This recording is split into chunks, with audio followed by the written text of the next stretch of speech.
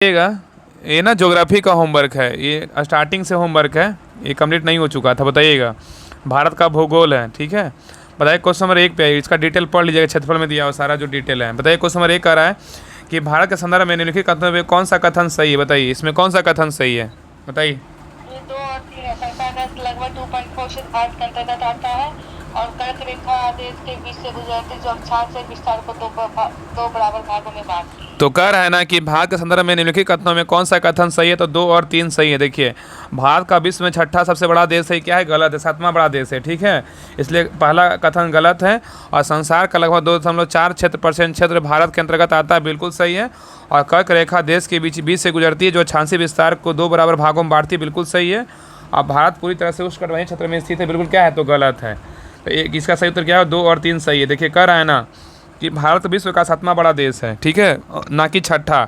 संपूर्ण भारत का अक्षांशीय विस्तार 6 डिग्री 45 मिनट से 37 डिग्री 6 मिनट उत्तरी अक्षांश के मध्य है, जबकि उष्णकटिबंधीय क्षेत्र का विस्तार 23 डिग्री 30 मिनट उत्तरी एवं दक्षिणी अक्षांशों के मध्य है। इस प्रकार कथन 1 और 4 गलत है, कथन 2 और 3 क्या है? बिल्कुल सही है, क्योंकि भारत के समस्त स्थलीय भाग के संसार के कुल क्षेत्रफल का 2.4% घेरे हुए है और कर्क रेखा देश के बीच से गुजरती है जो अक्षांशीय विस्तार को 2 भागों में विभाजित करती है। चलिए क्वेश्चन नंबर आइए 2 पे करा, निम्नलिखित कथनों में कौन सा भारत के बारे में सही है? बताइए क्या होगा? 2 और 4 है। यह स्थलमंडल के कुल क्षेत्रफल का 2.4% भाग अधिकृत किए हुए हैं और 82.3 पूर्वी देशांतर का उपयोग भारतीय मानक समय को ज्ञात करने के लिए किया जाता है। देखिए इसमें क्या करा, भारत विश्व का 5वां बड़ा देश है, गलत है। और यह स्थल मंडल के क्षेत्रफल का 2.4% भाग अधिकृत हुए, बिल्कुल सही है। और इसमें 3 समूचा भारत को उष्णकटिबंधीय में स्थित है, ये गलत है। और 82.5 डिग्री पूर्वी देशांतर का उपयोग भारतीय मानक समय को निर्धारित करने के लिए किया जाता है, बिल्कुल क्या है? तो सही। तो 2 और क्या है? तो 4 सही है, ठीक है। चलिए आगे आइए। चलिए देखिए इसका डिटेल तो आगे पढ़ लीजिएगा। चलिए आगे क्वेश्चन नंबर 3 पे कह रहा है कि क्षेत्रफल की दृष्टि से भारत का विश्व के देशों में कौन सा स्थान है? बताइए क्या होगा? 7वां क्या है? 7वां है। क्या है? 7वां। नेक्स्ट कह रहा है कि भारतवर्ष आकार में विश्व का कईवां स्थान है? क्या है? बताइए।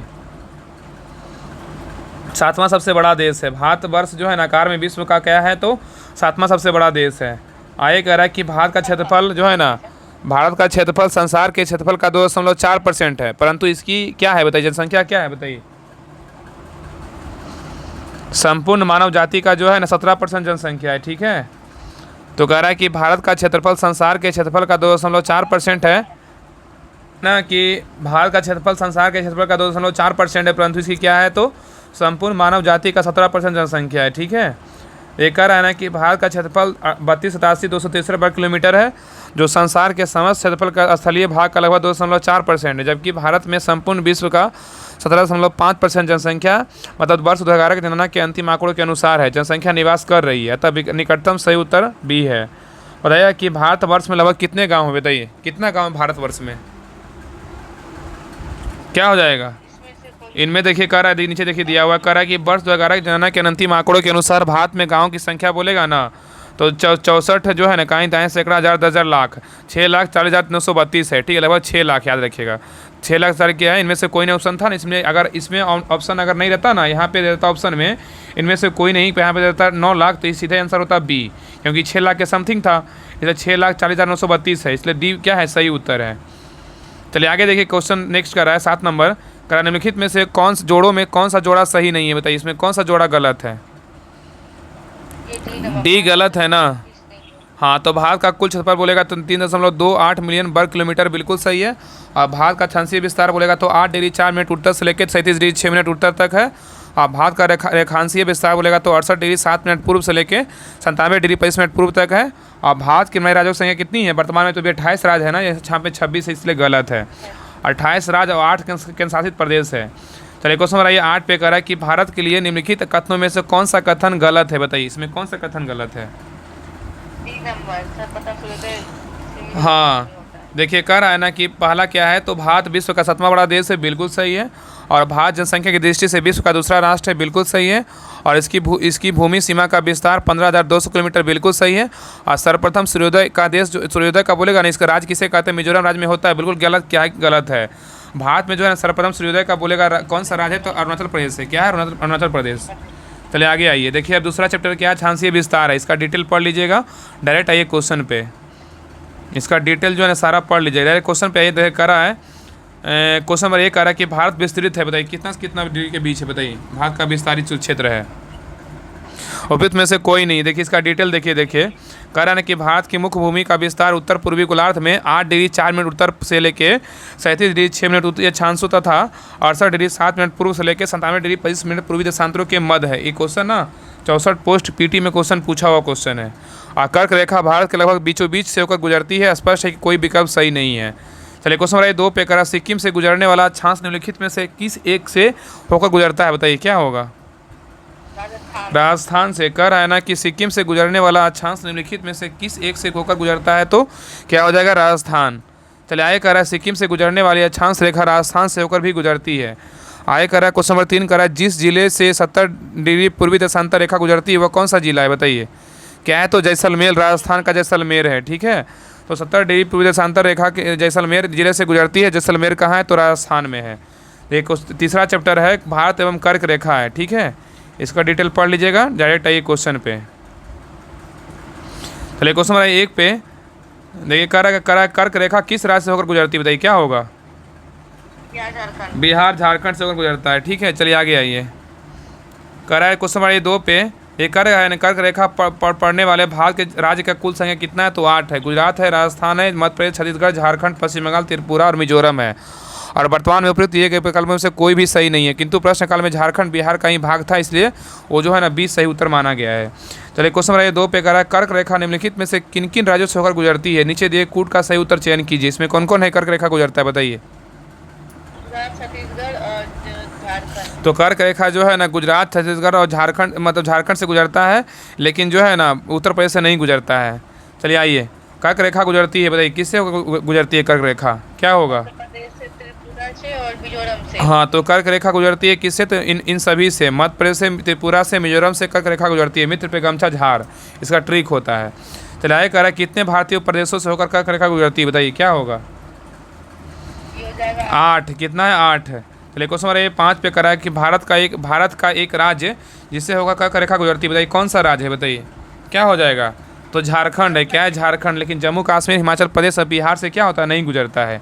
इसलिए नहीं गुजरता है ना, वो भी सभी याद रखें, क्योंकि क्वेश्चन अगर पूछा हुआ क्वेश्चन है तो क्वेश्चन रिपीट भी करता है। इसलिए याद रखें कि जम्मू कश्मीर, हिमाचल प्रदेश और बिहार से नहीं गुजरता, लेकिन झारखंड से गुजरता है। चलिए क्वेश्चन नंबर 6 पे करा निम्नलिखित में से किस राज्य से कर्क रेखा नहीं गुजरती, बताइए क्या होगा। मणिपुर से नहीं गुजरता, लेकिन त्रिपुरा, छत्तीसगढ़, मिजोरम से गुजरता है। तो कह रहा है निम्नलिखित में से किस राज्य से जो है ना कर्क रेखा नहीं गुजरती है, तो मणिपुर से नहीं गुजरता है, त्रिपुरा, छत्तीसगढ़, मिजोरम से गुजरता है। चलिए आगे आइए। कह रहा है क्वेश्चन नंबर 7 कह रहा है कि निम्नलिखित नगरों में से कौन कर्क रेखा के निकटतम दूरी पर स्थित है, बताइए कौन है। गांधीनगर है। कौन है, गांधीनगर। निम्नांकित नगरों में कौन कर्क रेखा के निकटतम दूरी पर स्थित है, गांधीनगर है। एक अगरतला का देखिए, अगरतला पहले उसका गांधीनगर है, जबलपुर उज्जैन है। इसका सही उत्तर क्या होगा, ऑप्शन नंबर बी था। चलिए आगे कह रहा है क्वेश्चन नंबर 8 पे कह रहा है कि निम्न नगरों में से कौन कर्क रेखा के निकट है, बताइए कौन है कर्क रेखा के निकट। कोलकाता है। क्या है, कोलकाता। ठीक है, दिल्ली है, कोलकाता है, जोधपुर है, नागपुर है। चलिए आगे आइए। कह रहा है कौन सा महत्वपूर्ण अक्षांश भारत को 2 लगभग बराबर भागों में विभाजित करता है, बताइए। 37 डिग्री उत्तरी अक्षांश। कह रहा है कौन सा महत्वपूर्ण अक्षांश भारत को 2 लगभग बराबर भागों में बांटता है, तो 37 डिग्री उत्तरी अक्षांश। तो कह रहा है 37 डिग्री उत्तरी अक्षांश भारत को 2 बराबर भागों में विभाजित करता है, इसे कर्क रेखा भी कहते हैं। आगे बताइएगा क्वेश्चन नंबर 10 कह रहा है कि निम्न में से कौन सा कथन सत्य है, बताइए इसमें कौन सा कथन सत्य है। 1 और 4 कर्क रेखा भारत को 2 हिस्सों में बांटती है। और 4 नंबर है आपका, भारत में सबसे पूर्वी और सबसे पश्चिम बिंदुओं को जोड़ने वाली रेखा है कर्क रेखा के उत्तर में स्थित है। तो कह रहे हैं कौन सा कथन सत्य है ना, तो कर्क रेखा भारत के 2 हिस्सों में बांटती है, बिल्कुल सही है। और कर्क रेखा भारत की अंतर्राष्ट्रीय सीमा रेखाओं को 2 हिस्सों में करती है, बिल्कुल क्या है, गलत है। आगे देखिए कह रहा है कि जो है ना इसमें कह रहा है कि तीसरा नंबर कह रहा है कि भारत का पूर्व पश्चिम से अधिकतम विस्तार कर्क रेखा के साथ साथ है, बिल्कुल गलत है। और भारत में सबसे पूर्वी और सबसे पश्चिमी बिंदुओं को जोड़ने वाली रेखा कर्क रेखा के उत्तर में स्थित है, बिल्कुल क्या है, सही। 1 और 4 क्या है, सही है। ठीक है, चलिए क्वेश्चन नंबर 11 पे कह रहा है निम्नलिखित में से कौन सा भारतीय राज्य कर्क रेखा के उत्तर में स्थित है, बताइए कौन सा भारतीय राज्य है। मणिपुर है। कह रहा है कि निम्नलिखित में से कौन सा भारतीय राज्य कर्क रेखा के उत्तर में स्थित है, तो मणिपुर है। क्या है, मणिपुर। तो मणिपुर कर्क रेखा के उत्तर में अवस्थित है। कह रहा है जून माह में निम्न स्थानों में से कहाँ पर दिन की अवधि अधिकतम होती है, बताइए कहाँ होगा। तो दिल्ली में। दिन से दिन की अधिकतम बोलेगा तो क्या होगा, दिल्ली में। तो कह रहा है ना, नेक्स्ट है, कह रहा है कि सूर्य के उत्तरायण होने के बाद ही उत्तरी गोलार्ध में दिनों की अवधि बढ़ जाती है और 21 जून एवं उसके निकटतम तिथि को सूर्य उत्तरायण स्थिति के सर्वोच्चम बिंदु कर्क रेखा पर होता है। इस समय उत्तरी गोलार्ध में दिन की अवधि सर्वाधिक एवं रातें छोटी सबसे छोटी अवधि की होती है। चलिए आगे कह रहा है, कर्क रेखा से उत्तर दिनों की अवधि तेजी से बढ़ती है। दिल्ली की स्थिति उपयुक्त विकल्प सबसे उत्तर है, सबसे सही है। चलिए नेक्स्ट क्वेश्चन पे आइए। क्वेश्चन नंबर 13 पे कह रहा है, निम्नलिखित में से कौन सा शहर कर्क रेखा के सबसे निकटतम है, बताइए क्या होगा। जबलपुर। क्या है, तो जबलपुर निकटतम बोलेगा जबलपुर है, उसके बाद अहमदाबाद, उज्जैन, फिर वाराणसी। चलिए आगे आइए। कह रहा है, निम्नलिखित में कि भारत की नदियों में से कौन कर्क रेखा के 2 बार पार करती है, बताइए क्या होगा। माही नदी। हाँ, तो कह रहा है, निम्नलिखित भारत की नदियों में से कौन कर्क रेखा को 2 बार पार करती है, तो माही नदी। क्या होगा, माही नदी। तो कह रहा है कि माही नदी कर्क रेखा को 2 बार पार करती है। मध्य प्रदेश से उद्गमित होकर राजस्थान, गुजरात में प्रवाहित होते हुए खंबात खाड़ी में गिरती है। देखिए नेक्स्ट चैप्टर नंबर 4 है, क्या है मानक समय। क्या है मानक समय, इसका डिटेल पढ़ लीजिएगा। अब डायरेक्ट आइए क्वेश्चन पे। चलिए क्वेश्चन नंबर 1 कह रहा है कि निम्नलिखित वाक्यों पर विचार कीजिए। इसमें कह रहा है कौन सा कथन सही है, बताइए कौन सा कथन सही है। बी नंबर 1 सत्य, 2 असत्य, 3 सत्य, फिर चौथा सत्य। तो ये क्या कर रहा है ना कि देखिए कह रहा है मुख्य भूमि जो है भारत का अक्षांशीय और देशांतरीय विस्तार लगभग 30 डिग्री है। क्या है, बिल्कुल सही है, ठीक है। और गुजरात से अरुणाचल प्रदेश के बीच 2.5 घंटे का अंतर बिल्कुल क्या है, गलत है। और 82 डिग्री पूर्वी भारत की मानक देशांतर रेखा बिल्कुल क्या है, तो सही है। और मानक देशांतर रेखा के समय भारत के लिए मानक समय माना जाता है, बिल्कुल क्या है, सही है। इसका सही उत्तर क्या, ऑप्शन नंबर बी है। 1 सत्य है, 2 गलत है, 3 और 4 क्या है, सत्य है। चलिए आगे आइए, क्वेश्चन नंबर नेक्स्ट पे आइए। कह रहा है कि 2 नंबर कह रहा है कि जब भारतीय मानक समय के यामोत्तर और अर्धरात्रि है, एक स्थान पर सुबह 6 बजता है, तो उस स्थान की अवस्थिति जिस यामोत्तर पर हुआ है वह कौन सा है, बताइए। 172 डिग्री 30 मिनट पूर्व होगा। तो कह रहा है कि जब भारतीय मानक समय के यामोत्तर पर अर्धरात्रि है, एक स्थान पर सुबह 6 बजता है, तो उस स्थान की अवस्थिति जिस यामोत्तर पर है वह है 172 डिग्री 30 मिनट पूर्व है। चलिए आगे आइए। चलिए क्वेश्चन नंबर 3 पे कह रहा है, गुजरात के सबसे पश्चिमी गांव। कह रहा है गुजरात के सबसे पश्चिमी गांव अरुणाचल प्रदेश के सबसे पूर्वी छोर पर स्थित बालांग के समय में कितने घंटे का अंतराल होता है। 2 घंटा। कितना घंटा, 2 घंटा। कह रहा है, इसमें कह रहा है कि निम्न कथनों पर विचार कीजिए। इसमें कह रहा है कौन सा कथन सही है, बताइए। 2 और 3 औरंगाबाद का अक्षांश जो है वडोदरा व पुणे के अक्षांशों के बीच है और बेंगलोर की उपस्थिति चेन्नई की तुलना में अधिक दक्षिणवर्ती है। तो कह रहा है निम्न कथनों पर विचार कीजिए। इसमें कह रहा है कौन सा कथन सही है। देखिए इसमें कह रहा है ना कि कौन सा कथन सही है, तो इसमें कह रहा है जबलपुर की देशांतर जो है देशांतर रेखा इंदौर और भोपाल की देशांतर की रेखाओं के बीच है, गलत है। लेकिन औरंगाबाद का अक्षांश बड़ोदरा व पुणे के अक्षांशों के बीच है। औरंगाबाद का जो अक्षांश है बड़ोदरा पुणे के अक्षांशों के बीच है, बिल्कुल सही है। और बेंगलुरु की अवस्थिति चेन्नई की तुलना में अधिक दक्षिणावर्ती है, बिल्कुल क्या है, तो सही है। 2 और 3 सही है। चलिए क्वेश्चन नंबर नेक्स्ट पे करे। क्वेश्चन नंबर 5 कह रहा है कि निम्नलिखित में से कौन सा शहर भारतीय मानक समय IST देशांतर के निकटतम, बताइए क्या होगा। रीवा है। कह रहा निम्नलिखित में से कौन सा शहर भारतीय मानक समय IST देशांतर के निकटतम है, तो क्या होगा, रीवा है।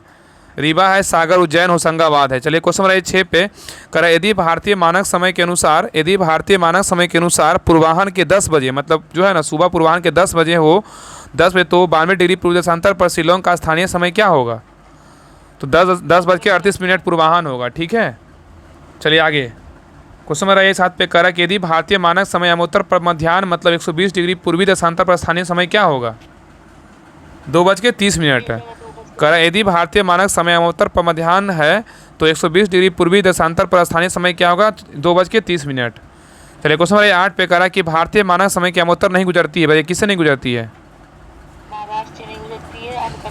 महाराष्ट्र से नहीं गुजरता, आंध्र प्रदेश और छत्तीसगढ़ उत्तर प्रदेश से गुजरता है। तो कह रहा है भारतीय मानक समय की यामोत्तर नहीं गुजरती है, महाराष्ट्र से नहीं गुजरती है, लेकिन आंध्र प्रदेश, छत्तीसगढ़ और उत्तर प्रदेश से गुजरता है। आगे आइए, कह रहा है नेक्स्ट क्वेश्चन देखिए। कह रहा है ना कि भारतीय मानक समय की यामोत्तर रेखा उत्तर प्रदेश, मध्य प्रदेश, छत्तीसगढ़, उड़ीसा, आंध्र प्रदेश से गुजरती है और यह महाराष्ट्र से नहीं गुजरती, लेकिन तेलंगाना से भी रेखा को नहीं गुजरती है।